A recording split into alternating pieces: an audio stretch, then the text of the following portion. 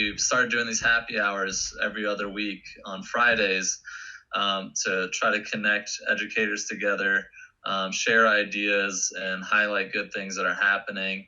And the good thing that's happening this time around is Leah in our own community of Gainesville, who's working through the Vineyard as their literacy director and working with the community there. So today we're going to be kind of asking Leah some questions, and this is again an open platform and a conversation and a happy hour. So I want you all to be involved, and if you guys have questions for her, just kind of unmute yourself, and that's like raising your hand, and I'll be sure to, include you in the conversation.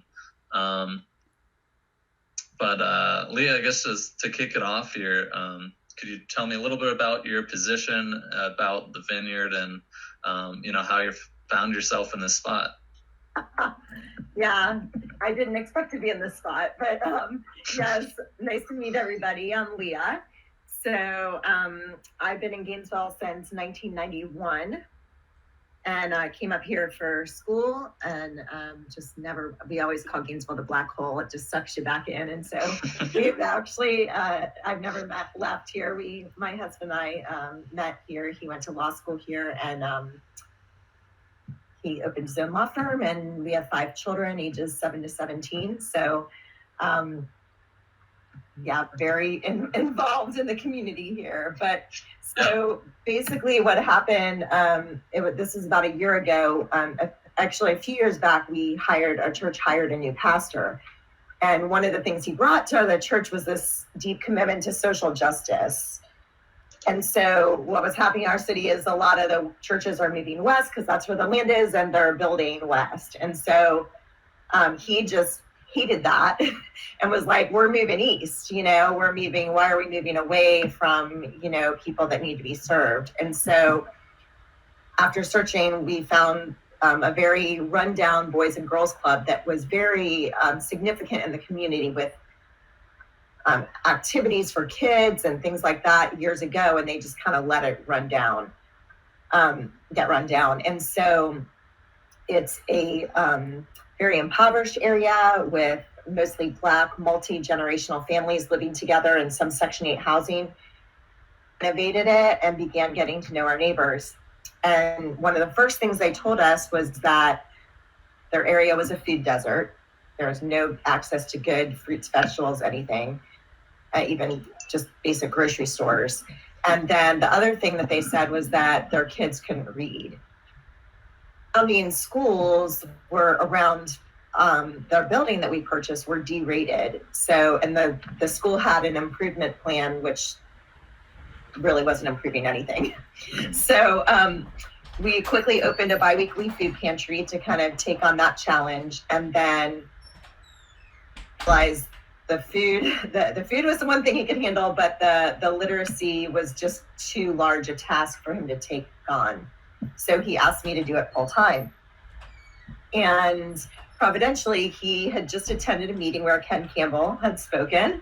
And so he said, here's a program. I want you to look at it. Just take it over, figure it out, figure something out. So I was like, okay. And I want you to launch in 3 months. I'm like, okay, so this was last October, he wanted me to launch something in January. So I basically researched, I talked to,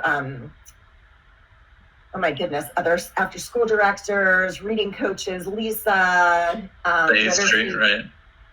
Yeah, yes. One of your other organizations that runs Great Leaps.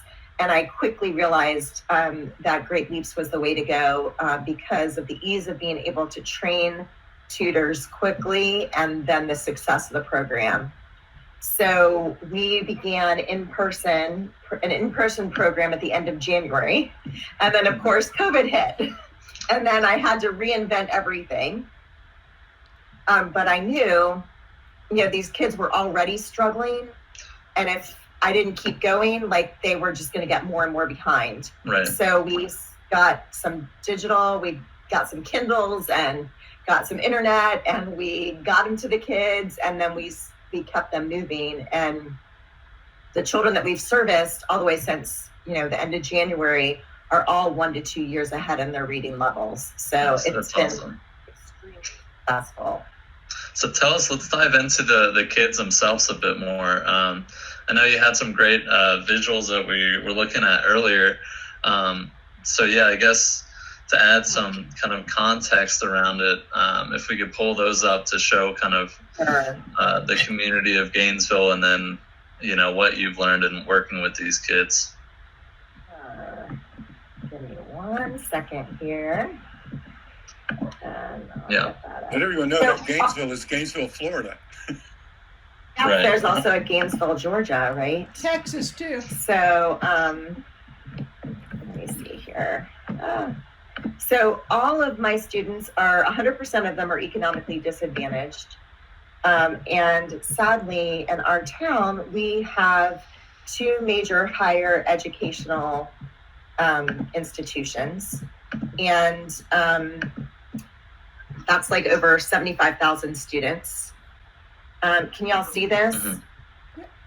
Okay, great. Yeah. So this is how I told y'all about how our everybody's going west. And as you can see in school grades, this is kind of like the division between east and west in our town and or in our county. And you can see as you go west here, there's a lot of A and B schools, and as you go east, you know, this is what happens. And we are right here. This B is because there's a magnet program right there, but other than that, it would be a D school. So, and then again, like I mentioned, we have 2 major universities here. This is Florida. Florida has 64 counties, I believe, in the state. 67. And 67, thank you for that. 67 counties. And so these are the counties with the highest racial achievement gap in Florida. And Alachua, sadly, this is not a proud statistic, Alachua sadly has the highest gap between Black students and white students and how they're performing. And so that's with the 2 universities, like you mentioned previously, the resources, the money, the talents of 2 major universities in town as well. I mean, a literacy institute, a huge college of education. I mean, and they're not using these resources. The schools are not using these resources around us, which is... We're the most liberal voting county in the state of Florida.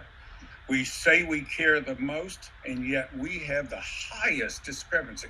I live here. I can't stand it. Yeah. So in Florida, is it all states that have the FSA, or no? Everybody's different. Okay, so in Florida, we have something called the FSA, which is like a statewide assessment program. So a level 3 would be like, you know, like they're okay. They're probably going to need some support the next grade. But like, if you're doing good, you've got good teachers, kids are learning, like it's not hard to score a 5 on these exams. And this is the elementary school that's closest to our church building. So the level 1, remember I just showed you that level 3 was like, you're doing okay. These are the students that score a level 1, which is just like, they are not making it all. So out of 105 4th graders, 51 are scoring a level 1, and 49 out of 110 are scoring a level 1 in 5th grade.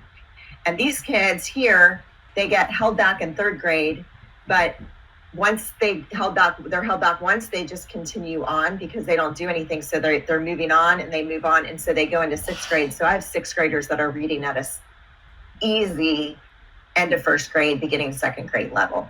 Easy. As good as and I'm this is not uncommon. Yeah, I mean, it's ridiculous. And this is just the level 1. When you look at level 3 and below, you're at about 75% of these students. It's horrific. So yeah, that just gives you a kind of a visual of what's going on in our county. Yeah, I appreciate it. I mean, I haven't grown up there. Was like, I think we're all mind-boggled and horrified at the same time. Yes, it's horrifying. It's really bad. That's insane. Yeah. So I guess the next thing is what, and you're working with them. You mentioned, you know, when you started this isn't where you exactly like kind of planned on being necessarily, and here you are. So what kind of have you learned in this experience about working with these kids? And I guess the next part is what can we do to help, kind of, but I'll let you speak to your personal experience first. Well, I mean, the biggest thing was I had never taught in a formal education setting, like an actual school. All of mine had been done homeschool and different, outside of school help. And so honestly, my perception was the parents don't care and the kids probably just really aren't that smart, like it's easy to learn to read, well, it's easy if you have the right tools and you have the right, programs that you use. But the biggest wake up call for me of just my judgments towards some of it. And every single one of my kids are bright. In fact, a few of them, I have emails and phone calls into the assistant principal to get them tested for gifted now that they've moved along, because I absolutely think there's a few of them that are actually gifted. They are all of them are very, very bright. They just were not taught basic phonics, and the way Florida's education runs is they just have this, they start a few years ago, they started with what do we want them to learn in college? And then they moved backwards. So they have college readiness programs starting in first grade. And I've seen this because I see what they have my second grader doing. And I'm like, what is the author's purpose? What did the person mean from this? I mean, it's ridiculous. And so the kids can't read, all right. No, they can't read it. They can't even read the words, let alone understand I'm reading it. I've got a college education. I'm like, what are they asking? So they take these, what they want them to learn by college and whittle it down instead of going, what can the child learn at this age and going up, Right. So that's one of the great things about Great Leaps is it's right where they need to be. Right. You're screaming for relevance, that the learning has to be relevant to that little kid. You've already said they're gifted, they're wonderful, but on the east side of Gainesville, college is not in their head. We can open it up so they can go, but their world, you're turning them off with irrelevance. They're just trying to figure out, parents are just trying to figure out how to get food on the table, how to, what to do with their kids and after school, because they're trying to work 3 jobs, and the parents care. They absolutely care, and they want their kids to. Lisa, sorry, did you have something? Yeah, Leah, are you finding that your parents have reading problems also? I know that's something that I've run into as well. How can you help your kid read better if you can't read well enough yourself? Yes, and that's something I would love to tackle, is the adult illiteracy. But what I find too is, sometimes they're listening in the background. Mm-hmm. Sometimes, they're, especially because it's digital, when we were in person, the greatest blessing for us was going digital, because we were dealing with kids running around and behavior issues. And now I have 20 minutes uninterrupted in front of a camera with them. We've bonded, there's no they laugh, they call me, so it's been really good for us. So Leah, go ahead, Ken. I want you and Teresa to bring me into your communities when the Vineyard has a meeting, or when the people Teresa, need to brainstorm. I want to be, if I'm worth it, to be of peace with you guys in this. Because from Leah's point of view, I live here. Yeah. From Teresa's point of view, I'm an American. It matters to me. And you've described a horror. It's in your description. I was already horrified when I heard us bragging about being an A district. You brought it even more home to me. And I'd like to ask one question, because you kind of live like I do in this town. How do your neighbors, what do they know of this crisis? And are they doing the same things you and I did earlier, like blaming the parents, thinking the children are stupid? Is that where we as a community are? And how do we preach that good news about our children? And I've seen too many times where, oh, it's the parents' fault. They need to do homework with the kid. Yeah. A single mother has to pick up the kid from school, or 2 or 3. The kid's got to eat. Somebody's got to cook it. The kid's got to get bathed and cleaned. Their clothes have to be cleaned. Come on. You're expecting this mother to sit there and read Light of the Charge of the Light Brigade at evening? When you're kidding me. We want to blame them. I like this one. You probably heard it. When I point a finger at someone, I got 3 pointing back at me. It is my fault. I'm 71, running out of time. It is my fault. I'll take complete blame for it. I'm available, and we have other people here available too that care. Can I say something? I know, and I had a little interruption there. My son is DJ class and put the internet out, but it's back in. That a lot of the students that we serve in my school are not living with their parents. They live, like the boy that I took on, that I begged for this program for, he is living with his adopted grandmother. So his father was adopted by this lady. He grew up in the hoosgow, literally in the hoosgow. The mother is MIA. And as you said, that the trauma of them not having a solid home life, and that the parents don't have the energy. Let me give you a scenario. In order to get the boy onto Great Leaps, I had to WhatsApp the grandmother, let her, that's my husband, and let me see what she was, going on the screen in order to be able to show them how the program was working. But the good thing out of that is, once they got comfortable, I did like 2 or 3 times, we were good to go. And I wish I had this program available to more students. I am going to speak to my principal. I don't know if we could do some fundraising. In many years, I've done a lot of fundraising, even melting chocolates and candies and selling them. I've done that. And next level teacher, next level educator. I appreciate the effort you're putting in. That's incredible. So that I have things going on in my mind while I'm listening to all of you, and I want to try to really get something into fruition. I wish Mary was here. Is Mary here? No, she hasn't. She hasn't shown up. This is the first one she's missed, even, which is. Okay. I'm her Eddie. I'm her. What do you call it? I'm her pudding, or whatever. What do you call it? Stand here. Mary and many others will watch what we're talking about. So as we're speaking to a number of really neat people that like us care. Right. Lisa, do you want to jump in here?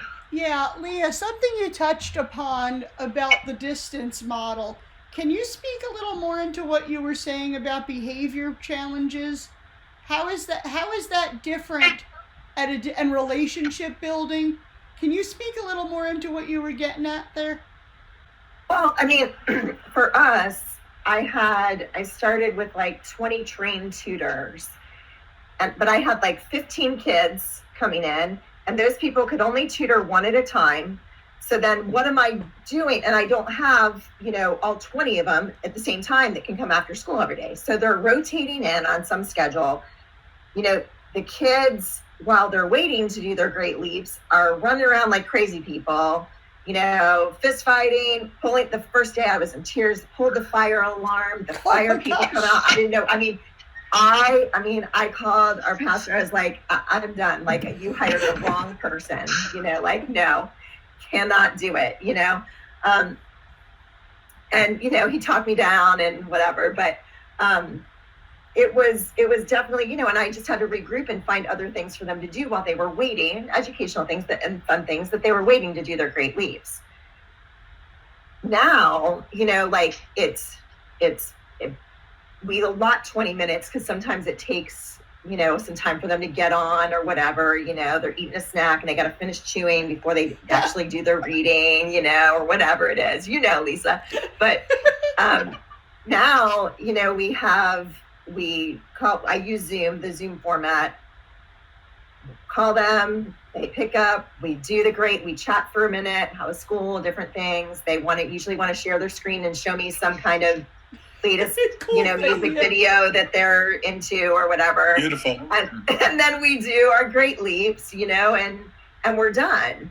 And, usually there's an adult grandma sitting on the couch, zoned out there. There's, they're just more engaged because it's just that focused time, and then they're off, they're done. They've done it. And they still make progress with this little bit of time, But that's been, I don't know that we will go back to in-person tutoring because it has made such, and my volunteers like it. They don't have to leave the house. They volunteer 1 hour a week, 20 minutes, 3 times a week. And they volunteered and they felt like they've helped. So I don't think we will go back to in-person. Well, this is good stuff we have to get down because I'm a researcher, piece of me. And I keep wondering, why is the digital data 5 to 10% better than the in-person data? That has been in my, and academics roll it on around. But as I hear from the front lines are telling me much better how to fight and why we're winning than the geniuses who know everything. I think, Leah, you just in 1 minute began hitting a huge research question.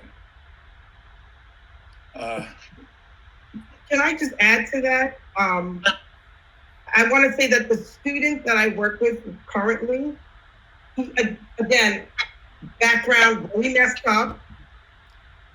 So when we work, where he's lying on the floor on his pillow. In the background, I can see his bed. He almost uses the bed as a shield, and he can really focus. When I try to ask him to sit up, because I'm a very commanding teacher, to be proper, because I want to see you. But he works better with his video off, lying on the floor, in a very comfortable, way. He's not rushing through the words. He's taking his time, and I just feel that if he's lying on the floor, under the bed, cover on whatever it is, lights on, if he's reading those words and giving me the sound and flowing through the stories, then I'm a happy teacher. Yeah. So I piggyback on Leah when she said that, a lot going on, in the family. Yeah. So I want to transition the conversation here a little bit forward to, you talked about the point earlier about, or my dad kind of had the question of what about your neighbors? What about our community? We saw the problem and the very, very clear divide that's in Gainesville. So I'll pose the question to you, and I'm sure it's a complicated problem and we're not going to have all the answers, but what can we as members of the community do to help support programs like your own when we see so clearly the public school system in this case is simply not getting the job? Well, it's definitely a multi-faceted answer. So the biggest thing is getting the word out. So just recently we did a lot of not campaigning, but supporting candidates who we knew there's been a very long history of school board members that are not at all concerned about equity, which is obvious being that we're 40 points. Somebody let us get this way, right? That didn't happen overnight.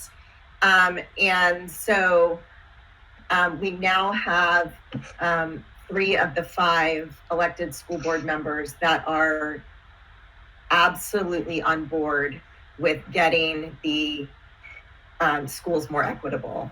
So they're kind of dealing with that on the outside. I've joined an education task force, which is looking at, they came up with bridging the gap by 2 points per year. I said, well, you do that, that leaves a whole generation of students, like everybody, the kids are in first grade now aren't going to be helped like that. Well, great for my grandkids, you know? So yeah. A lot of it was getting it word out. This is what we're dealing with. So knowledge, you know, inviting Ken or a speaker to speak to your church or social organization, even virtually, about equity issues and how to improve the public schools. Reaching out to local PTAs of a C or D school. Our specific county, the PTAs are school specific. So as I mentioned before, those West End schools raise big money, $1,000 on, you know, Chick-fil-A night, and the ones on the east side get, you know, 10. So that makes a big difference in the resources that they, you know, can offer the students. You know, fundraising for students to do digital Great Leaps sessions, which I think are, you know, obviously I think are the most fantastic thing ever. So, appreciate that. So, it's a good note for the video. Yeah. So I think the thing for the biggest problem is people not knowing and not thinking that it affects them. If you have time, I'll tell you one quick funny story. Yeah.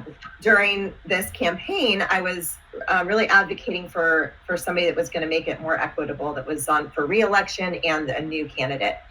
And I had posted, these are the reasons, if you don't know who you're going to vote for school board, here's the reasons I'm supporting these candidates. And one of my friends just reminded me, I totally forgot about this, but this was years ago. I homeschooled my kids up through 8th grade. And so we would walk together, and she said, don't you remember years ago we were walking together, and I said, she had said to me, who are you voting for school board? And I said, I don't know. I don't even know who's running. Like, I don't care. I homeschool my kids. And she was like, Leah, like, that's really like, you know, like these people make decisions for, you know, the public school kids. And I was just very selfish in my worldview of, you know, I had the privilege, and I do not take that lightly. It was a privilege to be home and homeschool my kids. So who cares about the other kids? And now, of course, like, you know, that just breaks my heart that I thought that way. And I was just like, oh my gosh, I'm so sorry that I, you know, didn't care more about that then. But I think, you know, some people think, like I did, it doesn't affect me. When it does affect you, when we have a whole generation, you know, 75% of the students in our county cannot read.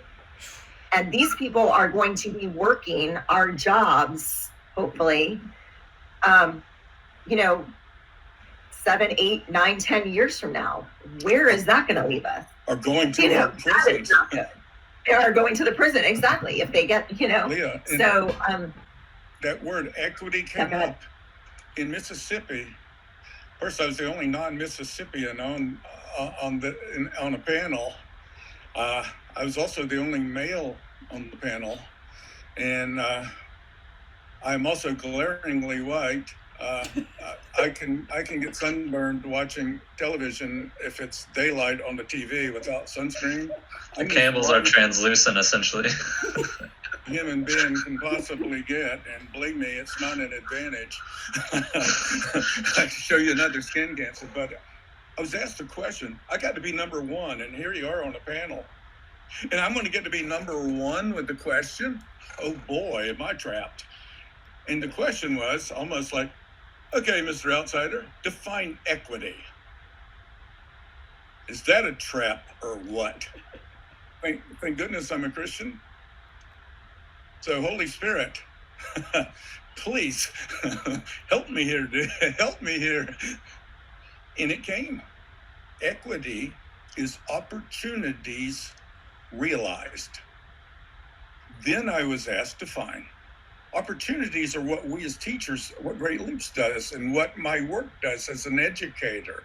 Opportunities are what we as educators give. That's the opportunities. Well, if they can't be realized, we're not there yet. Well, realized is, once I get that kid reading, is the world going to allow this person to use their skills? Can they realize our work? And that's not what I do as a teacher. It's what I do as a citizen. Like when, Leah, you talked about campaigning and knowing the candidates that care. And that is kind of, I broke in because of the importance of what that meant. And as you brought it, equity, what does it really mean? It isn't a slogan, and it's turning into a slogan. We can't let these ideas turn into slogans. We can't let our work be marginalized, and our work has been marginalized. Our students are, when we put kids in Algebra 2 who do not know their timetables, when we send home homework that nobody in the community can even read, that's irrelevant to begin with, that's our fight. And you're seeing a team here. I love this. You're seeing a team that's going to come together and even do better things. There I think you mentioned, equity, and I think equity does not mean equal. It doesn't have to be. It doesn't mean, it means that everybody gets what they need. So these students, the students on the West Side, they have parents, a lot of times just one working parent or, better paying jobs. So their parents are home to read stories to them at night. These other kids don't get that. They're not living in that world. They're fighting to just survive. And so, getting Great Leaps and programs like that and schools and for kids like that, that's where, the money should be funneled to make it more equitable, even though it's not going towards those kind of things at the schools that have more, more money. Yeah, well, I think you've definitely provided some great insights about our own community. I mean, the community I was raised in the west side of Gainesville, of course, and went to the public schools and everything. And it was I mean, seeing what you showed us today is shocking and was even worse than I would have imagined, having heard loosely about it growing up, or, known somewhat, like, my brother having gone to Howard Bishop, which was he was in one of the magnet programs in the middle of a rough area of town. And, their small class, similar to Eastside High School, is so far segregated from the rest of what's going on in that world. And, anyway, I want to open it, since we're running on like a half hour here, I want to open it up. We've had a good conversation. If there's any specific questions for Leah that anybody wanted to pose, or maybe other kind of topics or pieces of the conversation you want to dive further into. And Mary, I know you joined a little bit late. If you have anything as well or are curious. But sorry, Teresa, go ahead. I just wanted to ask Leah, in terms of that separation and divide, so you bring the kids in, right? You bring the kids in, and then what do the parents do? How do you kind of, get the parents? Because a lot of times what you find from the children, you find in the parents. So you enlighten a parent, you enlighten a student. So is there something that they can get to? As we talked about, some parents are illiterate. I mean, is there, our parents get some kind of service? Use the word service, and to try to kind of couple that at home. So do you make a connection between a home, and a community? And the other piece I wanted to ask you was, in terms of kids speaking English or non-English speakers, how do you connect with the parents, in that way, to get them to understand about Great Leaps, and maybe they could do their own fundraisers and get it, you know what I mean, within their schools. I was just kind of thinking that. So I'll answer your second question first, because that's easiest, and that is that I don't have any non-English speaking families. So Gainesville is not a huge I mean, we do get some. We have a couple in our neighborhood that moved from Russia. Oh, you get some of that, because of the university and professors coming in, but not a whole lot. So I cannot speak to that. That would be out of my out of my realm of experience. Let me make sure I understand the first question you're asking. You're asking, how is the parent involved in the child's Great Leaps? Like, Yeah. how do I get them to take interest in it? How is not about funding? How do you get the parents motivated? Because now in my brain, I'm thinking, okay, I have these non-English speaking students, non-English speaking parents. So now I want the student to get on the program, but I need the parent to kind of reinforce some of those skills. How do I kind of match the two? Please, yeah. I might be able to speak into that a little better than Leah, because I'm working with a New York City kid right now who's an English language learner, who's the translator for her family. I'm working with Yamira. One of your people, Anthony DeMonico, told me about Yamira, and she didn't want to stop. They raised money, Leah, to get in the loop here. They raised money to do the program over summer vacation for their Great Leap students. Anthony was in New York City. He had 13 kids, a couple of volunteers, and Yamira moved into the next school. She's a 6th grader now, and Yamira wasn't going to be able to. We didn't know if she was going to be able to continue her Great Leaps, and she said to Mr. DeMonico, "I don't want to stop. Can I keep going? I can finally read now." Oh my gosh. Well, when I heard about that, I adopted Yamira. She's one of my students right now. So, Teresa, I took Spanish in high school. I speak un poquito. But Yamira is the one responsible for getting us connected. I work with her. The mom gets to see Yamira read, and the siblings are all over the place while Yamira's reading.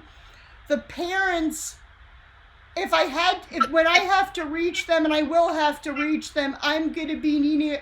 New York City has translators to help with that, and that's an option. But the buy-in from what I'm getting from Yamira's parents is that, my gosh, you're helping my kid read. That's a big deal. So they've been as supportive as they can be, considering they can't help. I can't deal directly with them. When Yamira has a Wi-Fi issue, she has to translate that to her parents and back and forth. Lisa answered some of what, to answer that question, is I met, because I worked in the world of behavior, abuse, and neglect, I met and was able to change many of my parents through the child themselves. By reaching the child, I was then, in establishing that wonderful working rapport and success, I was able to reach and even change the parent. So I could reach the parent and the home through the child. Especially when we're in their homes now. Leah's mom...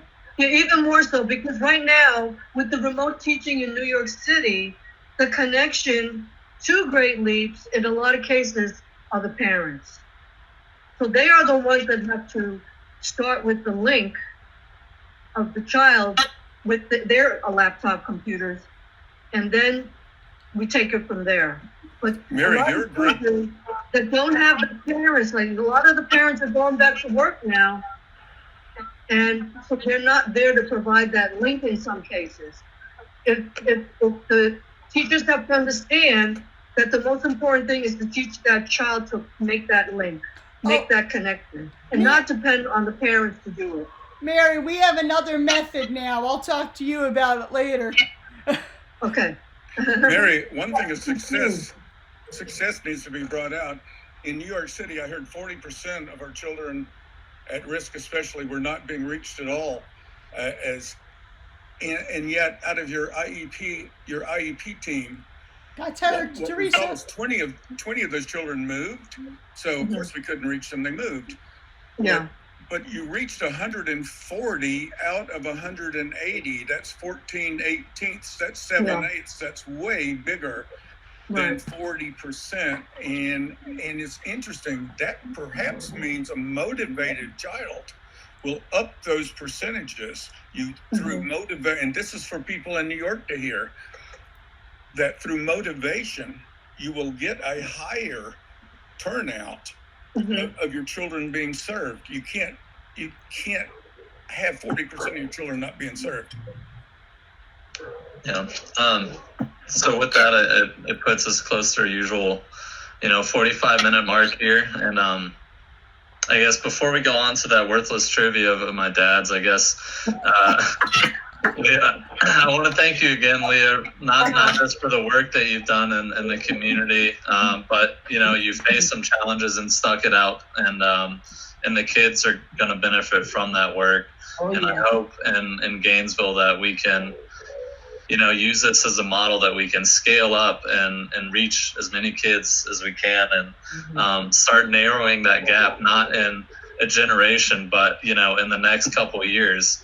That's what needs to be done, and it's going to be a Herculean effort, I think, on behalf of people who care, and that's what it will take. But thank you again. I think this is a conversation that we're going to hopefully expand on and do a part 2 of some sort, or maybe bring in somebody from another town facing similar challenges to learn from. And but I learned a lot, and again, I really, really do appreciate your time. Thank you. Thanks for having me. Thank you. And so with that, Dad, I guess if you want to, we're on hint number 3 now, to catch everybody up real quick. We're doing a worthless trivia every other week with these happy hour meetings, and it's a $25 reward, and it's stacking up each time, and now it's up to a $75 reward because nobody has gotten the right answer, and that will be through an Amazon digital gift card. That's as good as cash, right? So, Dad, I guess if you want to give them the riddle, Leah, first and Leah, second hint now. You're in the South. You got a big chance. But I also know that as I work with my children in New York City, that those children of poverty in New York City that I met in Spanish Harlem and the Bronx, they're Southerners. They eat grits. we got a lot in common. We eat the same food. We view the world very similarly. So you might have a shot at this word. I've got a word. Southerners have done things to the language that I like. We're lazy. We don't like to work a whole lot, especially with our mouths. If we can talk without moving our lips, we've even done better. Southern girl. So with expressions, like the word y'all, we came up with you plural. You guys is too much work to say when y'all just flows like honey from my lips. But here goes, and boy, Lisa. the word, I'm pronouncing this absolutely perfectly. The pronunciation of what I'm looking for is Jaws, just like the movie Jaws. Okay. But what this word has is very Southern. It has 3 apostrophes in it. Like, 3 apostrophes? Yep. Spelled correctly, it has 3 apostrophes. Okay. The first hint was this word is a possessive. So I'm going to mute y'all real quick. We're getting some echo here. Okay, that ought to give you a hint that it's a possessive, and so this isn't a further hint because everybody here is educated. That's an apostrophe S. So there's one of your apostrophes already handled for you. My next one, today's hint is, well, to win, you've got to spell it for me and use it correctly in a sentence. Okay, Jaws. We'll keep on going with that. And it is an interrogative. So not only do you know it's a possessive, it is an interrogative. Boy, I'm sounding almost as good as orthographic meth, and I ought to be a doctor. I ought to go work for a university. Yeah, fat chance. I had no executive function. So to get to 75. Wait, what's an interrogative? It's a question. Okay, thank you. So now it's a possessive question, but I'm going to give it up after next week. A month is enough. If the $100 don't do it, I've got another stupid question in mind. That's also, you can't Google it. I went and Googled this just to see if somebody could Google it and get away with it. Southernisms with 3 apostrophes. Nobody would say any of the garbage they wrote on there ever. There's no Googling this, but But I'll give every one of you here. The $100 if what I'm saying ain't right. I'll use it in a sentence, and you'll say, "Yeah, I could have heard that at a McDonald's. Oh, I just threw another in it. I could, JAWS, JAWS. To win, you got to Google me at ken@greatleaps.com. Sounds like JAWS, although that has nothing to do with it. Let's be clear. But with your teeth.